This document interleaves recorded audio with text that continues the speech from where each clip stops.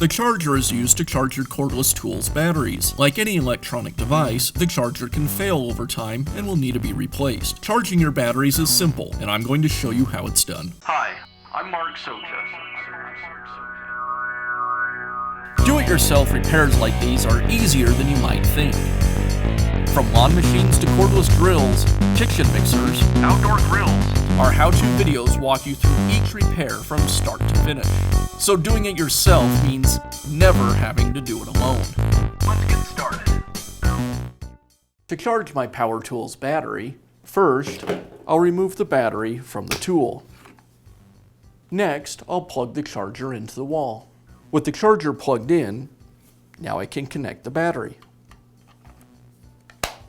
You'll notice there's a light on the front of the charger. The legend will tell you what the light is indicating.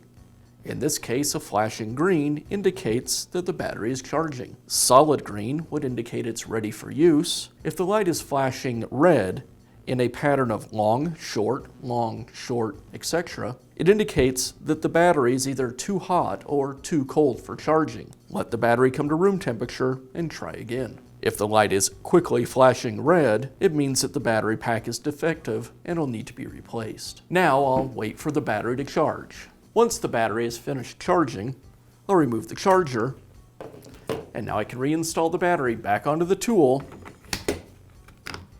and get back to work. And that's how easy it is to use the charger to maintain your cordless power tool's battery.